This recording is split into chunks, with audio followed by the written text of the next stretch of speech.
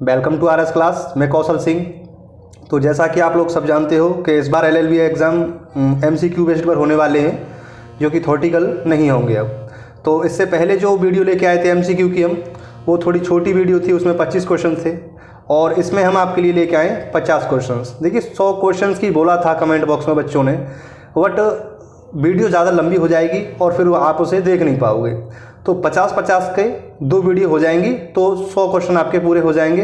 अगर एक ही वीडियो में 100 क्वेश्चन हम डालते हैं तो वीडियो लंबी होती है और फिर आप उसे देख नहीं पाओगे, तो छोटी छोटी वीडियो आप देख लोगे। तो ये है फर्स्ट पेपर भूमि विधियाँ।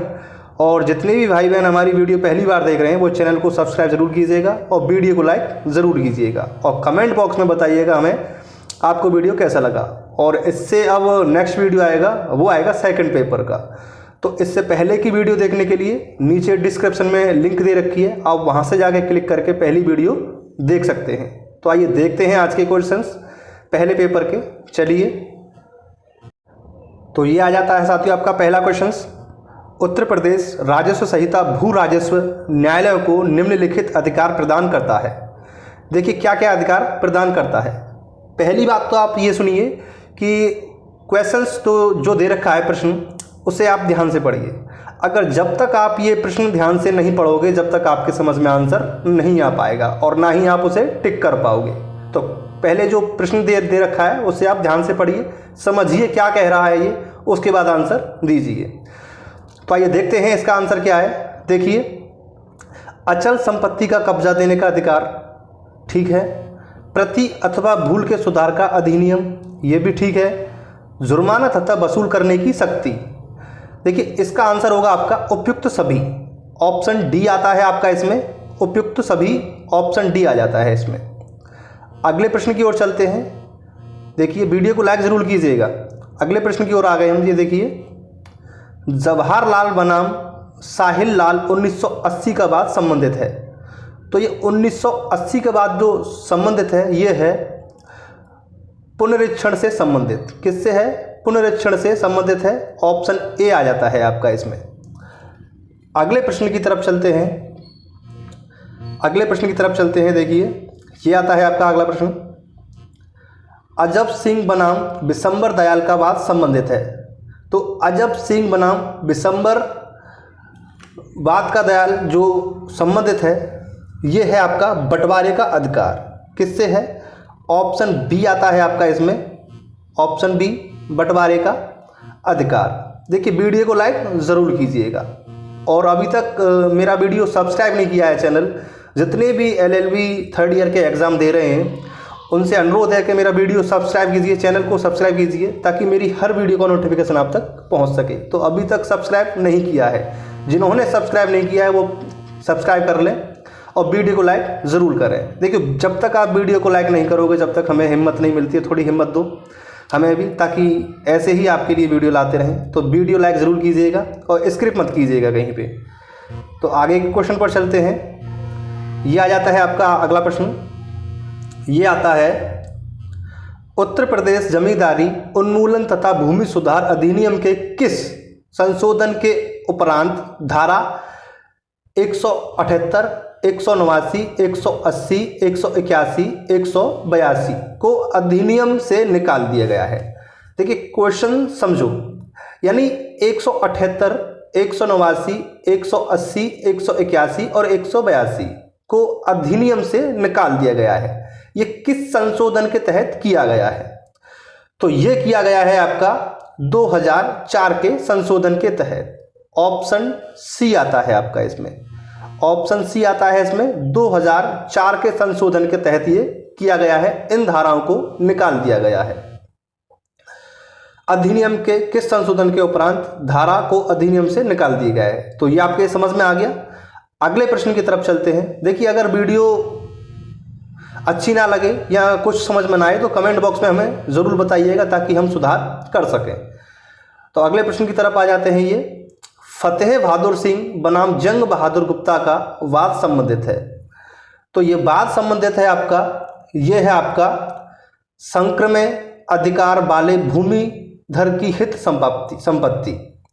संक्रमण में अधिकार वाले भूमिधर की हित संपत्ति, इसमें ऑप्शन आता है आपका बी, ऑप्शन आता है इसमें बी। अगले प्रश्न की तरफ चलते हैं। अगला प्रश्न आ जाता है ये आपका, यदि जोत का अधिग्रहण भूमि अर्जन विधि की धारा 16 के अनुसार किया गया हो तो जोत का स्वतत्व किसके पास चला जाता है? तो ये चला जाता है आपका, नीचे है इसका आंसर, ये चला जाता है आपका राज्य के पास। किसके पास चला जाता है? ऑप्शन आता है इसमें सी, राज्य के पास चला जाता है। अगले प्रश्न की तरफ चलते हैं। अगला प्रश्न है ये, कौन सी धारा गांव सभा की कार्यपालिका भूमि प्रबंधन समिति को जोत पर कब्जा करने का अधिकार प्रदान करती है? तो ये अधिकार प्रदान करती है, ये करती है आपकी धारा 194। ऑप्शन डी आता है आपका इसमें, धारा 194। देखिए, अगर किसी भी भाई बहन को हमारी वीडियो अगर स्लोर लग रही हो तो स्पीड में जाके 1.25 या 1.5 कर सकते हो, जिससे इसकी स्पीड बढ़ जाएगी। और अगर नॉर्मल चलने यही अच्छी लग रही हो आपको नॉर्मल स्पीड, तो नॉर्मल ही रहने दें, फिर उसको हाथ ना लगाएं, टच ना करें उसे। अगले प्रश्न ये आ जाता है आपका अगला प्रश्न, सुरेंद्र कुमार बनाम मोहम्मद हुसैन का वाद किससे संबंधित है? तो यह है आपका ऑप्शन ए। ऑप्शन ए आता है इसमें, घोषणा चमकवाद में निषेधाज्ञा। तो ये निषेधाज्ञा से संबंधित है। अगले प्रश्न की तरफ चलते हैं। अगला प्रश्न आता है आपका ये आता है, किस धारा के अंतर्गत निषेधाज्ञा अपील नहीं है? निषेधाज्ञा अपील नहीं है किस धारा के अंतर्गत? तो ये नहीं है आपकी धारा 229 डी। किसके अंतर्गत नहीं है? ऑप्शन सी आता है इसमें, धारा 229 डी। अब आ जाता है आपका ये शब्द निषेधाज्ञा है शब्द क्या, इसका मतलब क्या है? निषेधाज्ञा का इसका मतलब होता है आज्ञा। आज्ञा होता है इसका मतलब, निषेधाज्ञा का मतलब होता है आज्ञा, यानी निर्देश। निर्देश होता है इसका मतलब। चलिए अगले प्रश्न की तरफ चलते हैं। अगला प्रश्न आता है ये, अधिनियम की धारा 276 आ जैसे उत्तर प्रदेश भूमि विधि संशोधन अधिनियम के द्वारा जोड़ा गया था। तो ये जोड़ा गया था आपका अधिनियम 8/1978। अधिनियम 8/1978 के तहत ये जोड़ा गया था इसे। ये आता है आपका अगला प्रश्न, कलेक्टर द्वारा सहकारी कृषि समितियों की सहायता का कर्तव्य है। तो ये कर्तव्य देखिए किस किस का है। ये है सिंचाई शुल्क में कमी करना, धारा 87 सा। नियम अनुसार भू राजस्व में कमी करने का आदेश देना, धारा 87 ए। जोतदार, ये क्या है? जोतदार है ये। जोतदार के स्थान पर सहकारी कृषि समिति से भू राजस्व वसूल करने का प्रबंध करना। तो इसका होगा आपका ऑप्शन उपयुक्त सभी। देखिए ये कोई नहीं है, ये टिक गलत लगा है, यहाँ होगा आपका सभी, यानी उपयुक्त सभी। अगले प्रश्न की तरफ चलते हैं। अगला प्रश्न है आपका ये, खसरे की तैयारी का उद्देश्य है। तो खसरे की तैयारी का उद्देश्य है आपका, ये है नक्शों का संशोधन करना, उपज के बारे में तथ्य इकट्ठा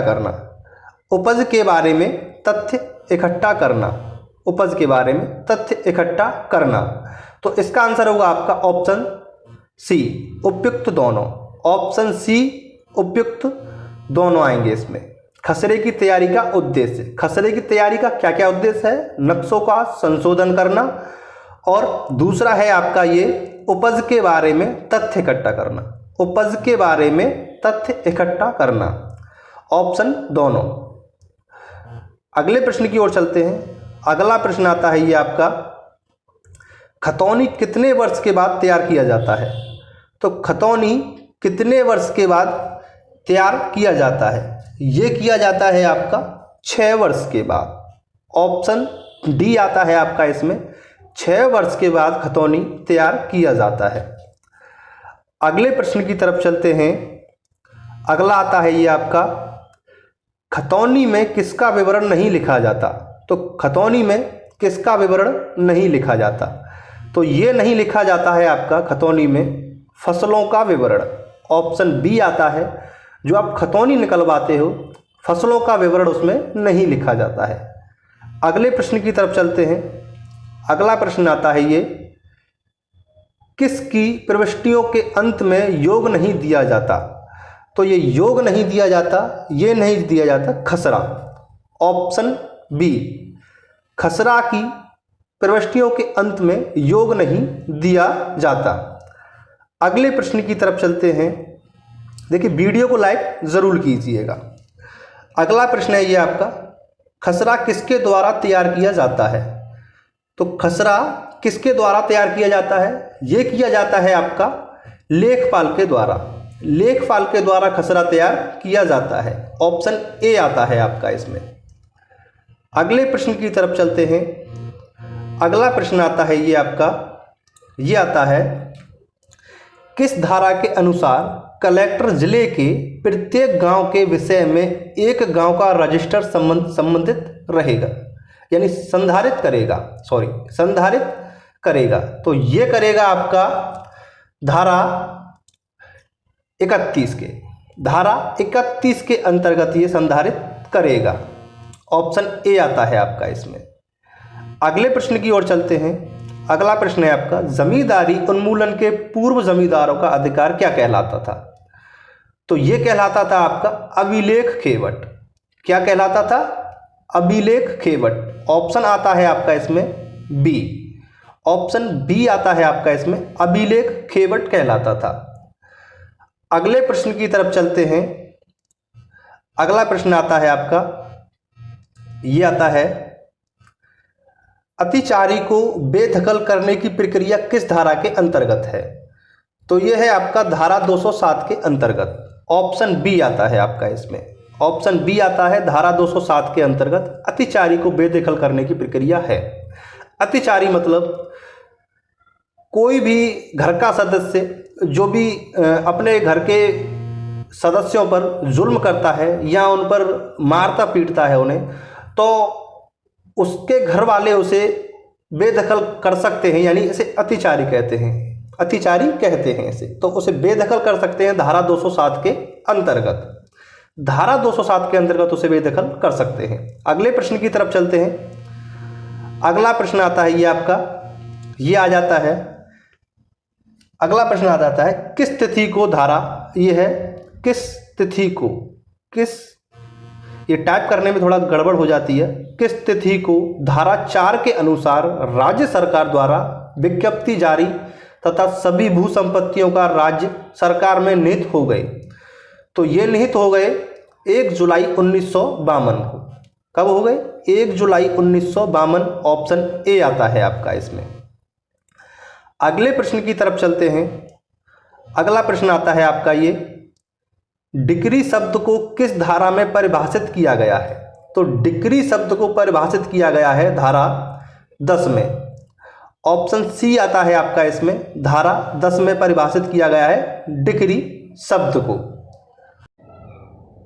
यह आता है आपका अगला प्रश्न, किस धारा के अनुसार पुनर्वास प्राप्त करने के प्रार्थना पत्र के साथ निम्न सूचना देना आवश्यक था? तो ये सूचना देना आवश्यक था, ये था आपका धारा 80 के अनुसार। किसके? धारा 80 के अनुसार ये सूचना देना आवश्यक था। अगले प्रश्न की तरफ चलते हैं। अगला प्रश्न आता है ये आपका, ये आता है, आवंटियों के कब्जे के पुनः स्थापना किस धारा में प्रावधान है? आवंटी है ये, आवंटियों के कब्जे का पुनः स्थापना किस धारा में प्रावधान किया गया है? तो ये प्रावधान किया गया है आपका धारा 122 गा 1। धारा 122 गा 1 में ये प्रावधान किया गया है। ऑप्शन ए आता है आपका इसमें। अगले प्रश्न की तरफ चलते हैं। अगला प्रश्न आता है ये आपका, अनुसूचित जाति तथा कृषि मजदूरों को आबादी स्थलों का आवंटन किस धारा के अंतर्गत किया जाता है? तो ये किया जाता है आपका धारा 122 गा। ऑप्शन सी आता है आपका इसमें, धारा 122 गा के अंतर्गत ये किया जाता है। अगले प्रश्न की तरफ चलते हैं। अगला प्रश्न आता है आपका ये, भूमि प्रबंधक समिति तथा कलेक्टर के अधिकार किस धारा में प्राप्त हैं? तो ये हैं आपके धारा 122 खा। धारा 122 खा में ये प्रावधान हैं, यानी इनमें से कोई नहीं। देखिए ये भी आ सकता है, ऐसा नहीं कि आंसर आपके सामने ही हो और आप टिक कर दो बस, ये भी हो सकता है कि इनमें से कोई नहीं। तो इसका आंसर होगा आपका धारा 122 खा। धारा 122 खा। भूमि प्रबंधन समिति तथा कलेक्टर के अधिकार किस धारा में प्राप्त हैं? धारा 122 खा में प्राप्त हैं। अगले प्रश्न की तरफ चलते हैं।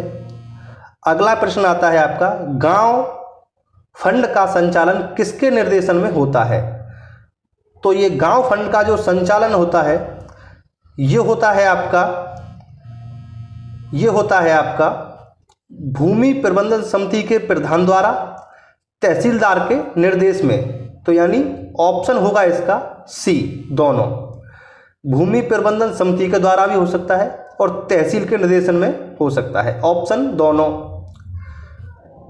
ये आता है आपका अगला प्रश्न, संचित गांव फंड किसके संचालन से होता है? तो ये होता है आपका कलेक्टर, असिस्टेंट कलेक्टर, यानी दोनों। ऑप्शन सी आएगा इसमें आपका, कलेक्टर और असिस्टेंट कलेक्टर। अब चलते हैं अगले क्वेश्चन की तरफ। अगला क्वेश्चन आता है आपका, अगला क्वेश्चन ये आता है आपका, लेखपाल नियुक्त हो जाने के उपरांत भारतीय दंड संहिता की धारा के अनुसार जनसेवक होता है। तो ये किस धारा के अनुसार जनसेवक होता है? ये होता है आपका धारा 27। धारा 27 के अनुसार ये जनसेवक होता है, ऑप्शन सी आएगा आपका इसमें। अगले प्रश्न की तरफ चलते हैं। अगला प्रश्न होगा आपका इसमें, सार्वजनिक क्षेत्र वाली भूमि से बेदखली किस धारा के अंतर्गत प्रावधान है? तो ये है आपका धारा 212 ए। धारा 212, ऑप्शन ए आएगा आपका इसमें। धारा 212 के अंतर्गत ये प्रावधान है। अगले प्रश्न की तरफ चलते हैं। अगला प्रश्न है आपका, टुकड़ा का अर्थ है। टुकड़ा का अर्थ है आपका, इसका होगा आपका इटावा, ऑप्शन सी आएगा आपका इसमें। टुकड़ा का अर्थ है इटावा। अगले प्रश्न की तरफ चलते हैं। अगला प्रश्न आता है आपका, ये किस धारा के अनुसार नियुक्त पैनल के शुल्क और भत्ता का भुगतान का प्रावधान है? तो ये प्रावधान है आपका धारा 127 खा। धारा 127 खा के अंतर्गत ये प्रावधान है, ऑप्शन सी आएगा आपका इसमें। अगले प्रश्न की तरफ चलते हैं। अगला प्रश्न आता है, वास्तव में राज्य में सबसे कम भूमि किस जोतदार के पास है? तो ये आएगा आपका इसमें आंसर, ये है आपका आसामी के पास है, ऑप्शन सी आएगा आपका इसमें, आसामी के पास है। ये आता है आपका अगला प्रश्न, उत्तर प्रदेश जमींदारी विनाश एवं भूमि व्यवस्था अधिनियम 1950 के अंतर्गत 1360 फसली वर्ष का प्रारंभ किस दिन से लागू होता है? तो इसका आंसर होगा आपका 1 जुलाई 1952। 1 जुलाई 1952 से लागू होता है। अगले प्रश्न की तरफ चलते हैं। अगला प्रश्न आता है आपका, उत्तर प्रदेश भूमि विनाश एवं भूमि विनाश अधिनियम 1950 के अंतर्गत लागू की गई व्यवस्था में जोतधारियों की कौन कौन सी श्रेणियां निर्धारित की गई हैं? तो ये श्रेणियां जो निर्धारित की गई हैं आपकी, ये की गई हैं भूमिधर, सीरधर, आसामी, यानी उपयुक्त सभी। ऑप्शन उपयुक्त सभी आएगा आपका इसमें, उपयुक्त सभी। ये टाइप गलत हो जाता है, उपयुक्त सभी। अगला प्रश्न आता है आपका, ये उत्तर प्रदेश जमींदारी विनाश एवं भूमि व्यवस्था अधिनियम 1950 को मुख्य रूप से किन उद्देश्यों से लेकर अधिनियमित किया गया था? तो ये किया गया था, ग्राम सभा में सामान्य उपयोगिता वाली भूमियों को निहित करके प्रबंध की शक्तियों को सौंपना, प्रबंध की शक्तियों को सौंपना, सहकारी खेती को प्रोत्साहन देना, साधारण एवं समरूप जोतदारी व्यवस्था की स्थापना। यानी ऑप्शन सभी, उपयुक्त सभी आएगा इसमें ऑप्शन, आपके सारे इसमें ऑप्शन हैं।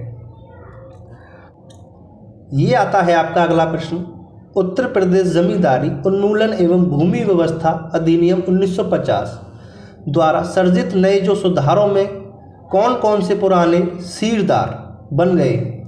तो ये बने हैं आपके अवत का विशेष शर्तों वाला काश्तकार, गत स्वामित्व काश्तकार, रियायती लगान वाला अनुग्राही। उपयुक्त सभी होगा आपका इसमें आंसर, ऑप्शन डी आएगा, उपयुक्त सभी। अगला प्रश्न आता है आपका, उत्तर प्रदेश जमींदारी उन्मूलन एवं भूमि व्यवस्था अधिनियम 1950 द्वारा सर्जित नए जोतदारों में कौन से प्राणी जोतदार आसामी बने? तो ये बने आपके, देखिए, सीर अथवा खुद काश्तकार, भूमि का गुजारेदार, भरण पोषण पाने वाला। देखिए इसमें टाइपिंग में गलती हो जाती है, तो इसमें जो गलत जो टाइप हो गया है वो मैं बोल रहा हूँ, उसे सुनिए। सीर अथवा खुद काश्त, भूमि का गुजारेदार यानी भरण पोषण पाने वाले। दूसरा है आपका ठेकेदार की निजी जोत में सीर अथवा खुद काश्त भूमि वाला। सी है आपका जमींदार की बाग भूमि का गैर दाखिलाकार काश्तकार। उपयुक्त सभी होगा आपका आंसर इसमें, क्या होगा? उपयुक्त सभी होगा। नेक्स्ट क्वेश्चन की तरफ चलते हैं। अगला क्वेश्चन है आपका ये, उत्तर प्रदेश जमींदारी उन्मूलन एवं भूमि व्यवस्था अधिनियम 1950 द्वारा जितने जोतदार में आदिवासी वर्ग बनने के क्या कारण थे? तो ये कारण थे आपके, अधिनियम के लागू होने से पूर्व एक बड़ा वर्ग कृषक था। इन किसानों को किसी भूमि पर स्थिर अधिकार प्राप्त नहीं थे। इन किसानों के हितों की रक्षा करना आवश्यक था। यानी ऑप्शन सभी आता है आपका इसमें, ऑप्शन सभी आ जाता है। अगले प्रश्न की तरफ चलते हैं। अगला प्रश्न है आपका इसमें, ये आता है अगला प्रश्न आपका, मालगुजारी की वसूली किस प्रकार की जा सकती है? तो ये की जा सकती है आपकी, देखिए, सरकार द्वारा अपने कर्मचारियों के माध्यम से, राज्य सरकार द्वारा तिथि पर व्यक्तियों को ठेके पर नियुक्त करके, राज्य सरकार द्वारा भूमि प्रबंधन समितियों के माध्यम से। यानी ऑप्शन होगा इसमें आपका सभी, यानी सभी तरीकों से। ऑप्शन होगा इसमें सभी तरीकों से, ऑप्शन डी आता है। अगले प्रश्न की तरफ चलते हैं। अगला प्रश्न है आपका, सहकारी कृषि समिति किन उद्देश्यों के लिए गठित की जा सकती है? तो ये की जा सकती है कृषि एवं बागवानी के लिए, मत्स्य पालन अथवा कुक्कुट पालन अथवा सुअर पालन हेतु, रेशम कीट पालन अथवा पशुपालन हेतु। उपयुक्त सभी आएगा आपका इसमें आंसर, उपयुक्त सभी। यानी सहकारी कृषि समिति किन उद्देश्यों के लिए गठित की जा सकती है, इसमें यह पूछा है। तो ये इन सब के लिए गठित की जा सकती है, इन सब के लिए गठित की जा सकती है। ये आता है आपका अगला प्रश्न, उत्तर प्रदेश अधिनियम जोत सीमा, जोत सीमा है ये, क्या है? जोत सीमा है ये। जोत सीमा आरोपण अधिनियम 1960 कब से प्रभावी हुआ? तो ये हुआ आपका 3 जनवरी 1961, 3 जनवरी 1961 से ये प्रभावी हुआ। ऑप्शन बी आता है आपका इसमें। अगले प्रश्न की तरफ चलते हैं। अगला प्रश्न है ये, मालगुजारी की वसूली किस प्रकार की जा सकती है? तो देखिए ये प्रश्न पहले भी आ चुका है, तो गलत टाइप हो गया ये दोबारा। तो किन किन तरीकों से की जा सकती है, चलो दोबारा बता देते हैं इसको। देखिए, मालगुजारी की वसूली किस प्रकार की जा सकती है, यानी जो मालगुजारी होती है उसकी वसूली किस प्रकार की जा सकती है। राज्य सरकार द्वारा अपने कर्मचारियों के माध्यम से, राज्य सरकार द्वारा कतिपय व्यक्तियों को ठेके पर नियुक्त करके, राज्य सरकार द्वारा भूमि प्रबंधन समिति के माध्यम से, उपयुक्त सभी तरीकों में से कोई एक, या ये जो तरीके दे रखे हैं इनमें से कोई एक तरीका अपना के किसी भी तरीके से मालगुजारी की वसूली की जा सकती है। अगले प्रश्न की तरफ चलते हैं। अगला प्रश्न आता है आपका ये, सहकारी कृषि समिति किन उद्देश्यों के लिए गठित की जा सकती है? तो ये किन उद्देश्यों के लिए गठित की जा सकती है? ये देखिए, कृषि एवं बागवानी के लिए भी, मत्स्य पालन अथवा कुक्कुट पालन अथवा सूअर पालन, अचल संपत्ति की कुर्की एवं विक्रय अथवा उस पर वसूली, ना होने तक रिसीवर की नियुक्ति, यानी उपयुक्त में से एक। इन उपयुक्त जो दे रखे हैं इनमें से कोई एक तरीका अपनाकर उद्देश्य के लिए गठित की जा सकती है कृषि समिति। अगले प्रश्न की तरफ चलते हैं। अगला प्रश्न आता है आपका ये आता है आपका अगला प्रश्न, उत्तर प्रदेश अधिनियम जोत सीमा आरोपण अधिनियम 1960 कब से प्रभावी हुआ? तो ये हुआ आपका 1961, 3 जनवरी 1961 से ये प्रभावी हुआ। ऑप्शन बी आता है आपका इसमें। देखिए कुछ क्वेश्चन डबल आ गए हैं उसमें, तो माफ़ी चाहूँगा और आपको रिवाइज भी हो जाएगा इस बहाने। अगले प्रश्न की तरफ चलते हैं। अगला प्रश्न आता है आपका ये, उत्तर प्रदेश भू राजस्व अधिनियम 1901 किस धारा के अंतर्गत उत्तर प्रदेश भू राजस्व प्रशासन कितने प्रकार के अधिकारियों द्वारा किया जाता है? तो ये किया जाता है आपका 2 प्रकार के अधिकारियों द्वारा किया जाता है। ऑप्शन बी आता है आपका इसमें, 2 प्रकार के अधिकारियों द्वारा किया जा सकता है ये। अगले प्रश्न की तरफ चलते हैं। अगला प्रश्न आता है आपका ये, उत्तर प्रदेश भू राजस्व अधिनियम 1921 की किस धारा के अंतर्गत राजस्व न्यायालय एवं राजस्व अधिकारी के गठन का प्रावधान किया गया है? तो ये अधिकारी के जो गठन का प्रावधान किया गया है, ये किया गया है आपका धारा 5। ऑप्शन बी आता है आपका इसमें, धारा 5(8) सब्सक्रिप्शन 8 आएगा इसमें, धारा 5। अगले प्रश्न की तरफ चलते हैं। अगला प्रश्न है आपका लेखपाल द्वारा कौन कौन से अभिलेख रखे जाते हैं? तो ये लेखपाल द्वारा कौन कौन से अभिलेख रखे जाते हैं, देखिए,